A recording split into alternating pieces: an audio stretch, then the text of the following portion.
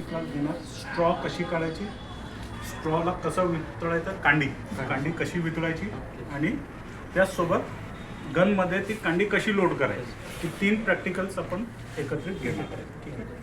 तर आपल्याकडून जे चुका होतात जेणेकरून आपल्याला गर्भधारणेची दर जी अपेक्षित दर असते ती अपेक्षित दर मिळत नाही, तर ते बारीक जे चुका असतात त्याच्यावर आपण लक्ष केंद्रित करून भविष्यात तशा चुका होऊ नये आणि आपल्याला गर्भधारणेची दर जी अपेक्षित आहे ती वाढून आपल्याला गर्भधारणेची दर मिळायला पाहिजे, त्याचे आपण प्रयत्न करू. तर ते चुका कोणचे होतात? पहिले म्हणजे आपण जे आहे थॉईंग, कांडी वितळण्यासाठी जे आपल्याला गरम पाण्याची गरज पडते, ते गरम पाण्याचं जे तापमान असते ते 37 डिग्री अंश असं आपल्याला पाहिजे, ते आपण मेंटेन करत नाही.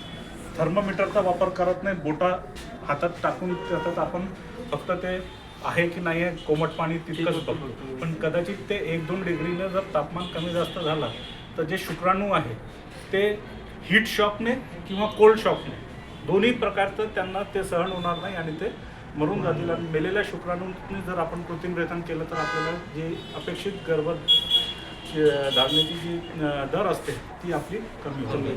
तर ही पहिली चूक की टेम्परेचर जे आहे ते थर्मोमीटरनेच चेक करावं. आजकाल कागदी थर्मोमीटर पण येतात, ते प्लेटसारखे असतात, ते आतमध्ये सोडून देतात आणि ते पाणीचं टेम्परेचर आपोआप आपल्याला तिथं दिसतं ते टेम्परेचर किती आहे. आपण डिजिटल थर्मोमीटर वापरू आजच्या आपल्या प्रत्यक्षामध्ये. दुसरी चूक जी आपण करतो ते कांडी काढताना जी चूक होते, आपले सगळे स्ट्रॉ खराब होऊ शकतात जर आपण जी गॉबलेट जे आहे कॅनिस्टर त्या आपल्या कंटेनरच्या नेकच्या वरती जर आपली जी कॅनिस्टर आहे ती आली तर जितकी एक्सपोज झाले स्ट्रॉजवरती, म्हणजे ते 196चं टेम्परेचर होतं खाली, वर आल्यावर ते 170 होतं, अजून आपण वर काढलं तर ते 140 किंवा त्याच्यापेक्षा कमी जर झाला तर ते स्ट्रॉज डॅमेज होण्याचं शक्यता जास्त असते. तर दुसरी चूक म्हणजे काढताना आपलं कॅनिस्टर जी कंटेनरची मान असते नेक त्याच्या खालीच असायला पाहिजे. तिसरी चूक जे करतो आपण ती आहे की कांडी काढता वेळेस आपण आपल्या हाताचा वापर करून कॅनिस्टरमधून ती कांडी काढून घेतो. तर त्यापेक्षा जास्त सुव्यवस्थित जर सांगाल तर हा जे चिमटा असते कांडी धरण्यासाठी ह्या चिमट्याचा वापर करायचा आणि ह्या चिमट्याला आपल्या कंटेनरमध्ये असं अर्धा मिनिट असं ठेवलं आतमध्ये बुडून तर याचं जे तापमान आहे ते थंड होतील आणि आपली जी कांडी आहे ती डॅमेज होणार नाही. तर आता आपण प्रत्यक्षातली ते बघू कशी कांडी काढायची, कशी वितळायची. ठीक आहे. पहिले आपल्याला आपलं पाणीचं टेम्परेचर हे व्यवस्थित आहे की नाही ते कन्फर्म करून घ्यायचं.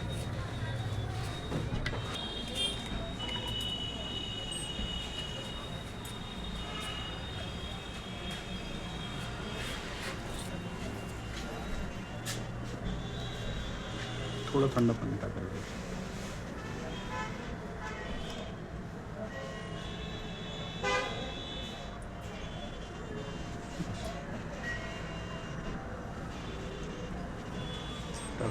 टाका अजून थंड टाकू.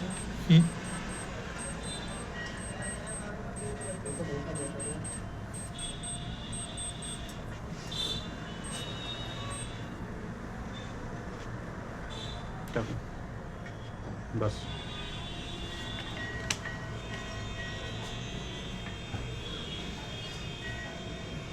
थोडं एक गरम पाणी टाक. आलं टाक थोडंसं गरम बस.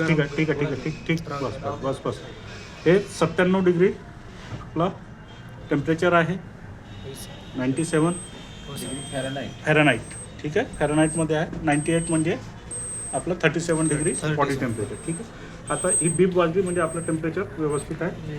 आता आपण काय करू ते कांडी कंटेनरमधून त्या नेकमध्ये ग्रूव्ज असतात, खाचे.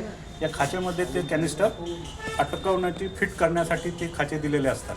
आपल्याजवळ सायवाल, मुर्रा, सीबी आणि नागपुरी, गवळव ह्या सगळ्या ॲनिमल्सचा अनुवांशिक जे चांगले बुल असतात त्यांचं हे वीर्य आपल्याजवळ आहे. याचा वापर आपण कृत्रिमरित्यांसाठी आपल्या जनावरांवर करतो.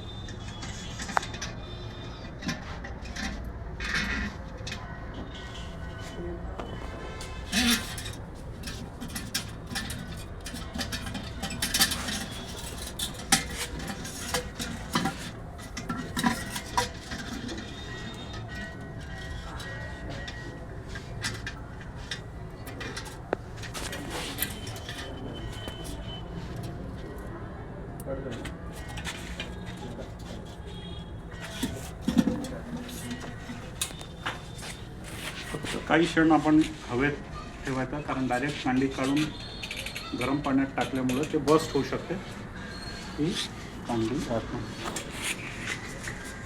जर ही कांडी वर तरंगत असेल तर ती डॅमेज आहे, त्याच्यात काहीतरी प्रॉब्लेम आहे, तर तशी कांडी वापरायची नाही. पाणीमध्ये ही कांडी पूर्ण खाली बसलेली पाहिजे. आपलं 37 डिग्री टेम्परेचर होतं, तर आपण 40 सेकंडसाठी थॉईंग करू. 40 सेकंड झाल्यावर आपण हे बाहेर काढून घेऊ. सर एखाद्या वेळेस जर तिथे गरम पाण्याची सुविधा नसेल,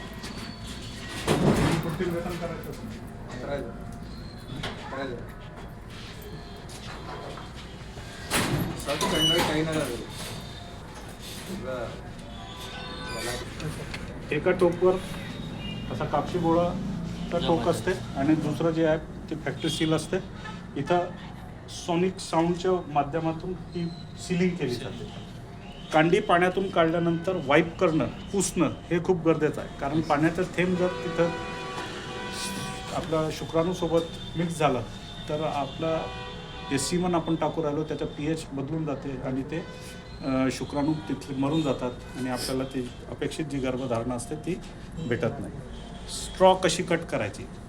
स्ट्रॉ कटरचा वापर करता येते किंवा आपल्याला कात्रीचा वापर करता येते.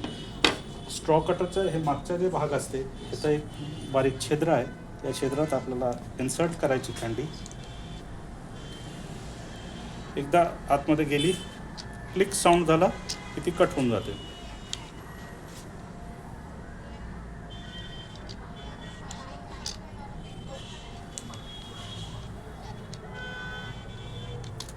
ठीक आहे, ही कट झाली.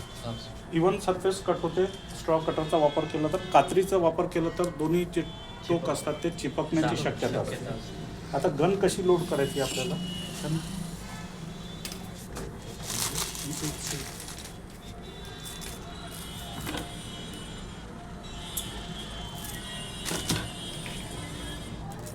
हे अगोदरच करायला पाहिजे होतं आपल्याला.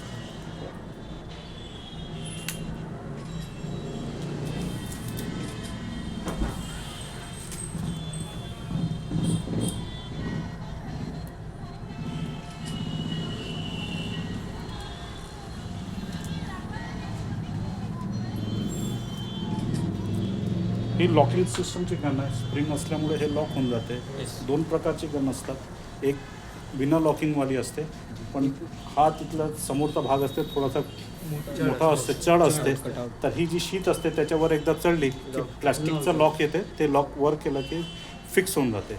आता कॅरी करता वेळेस उन्हात जर आपण असाल, सूर्याच्या प्रकाशापासून आपल्याला ही आपली गन प्रोटेक्ट करायची आहे, तर आपल्या शॅडोमध्ये, आपल्या सायामध्ये आपल्याला नेता येते किंवा एखादा चांगला स्वच्छ कापड याच्यावर टाकून तर आपण आपल्या ॲनिमलपर्यंत जिथं आपल्याला कुटुंबलेखन करायचं आहे तिथं जाऊन कुटुंबलेखन करता येते.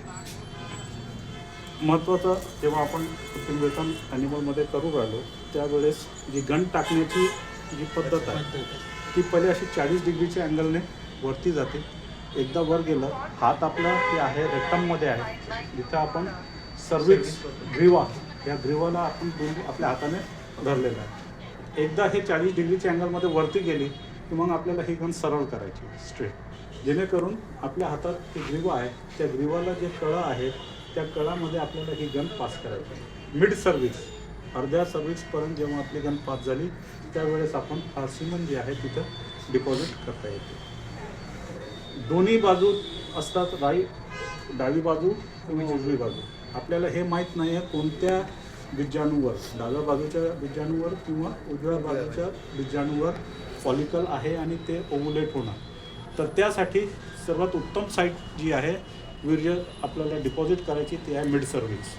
सर्विक्स म्हणजे ग्रीवाच्या मधला भाग जे आहे तिथं जर आपण आपलं हे सीमन डिपॉझिट केलं तर ते दोन्ही बाजूला जाणार. ज्या बाजूला बी ओव्हुलेशन होतील त्या बाजूला फर्टिलायझेशनचे चान्सेस वाढतात. ठीक आहे, धन्यवाद. थँक्यू.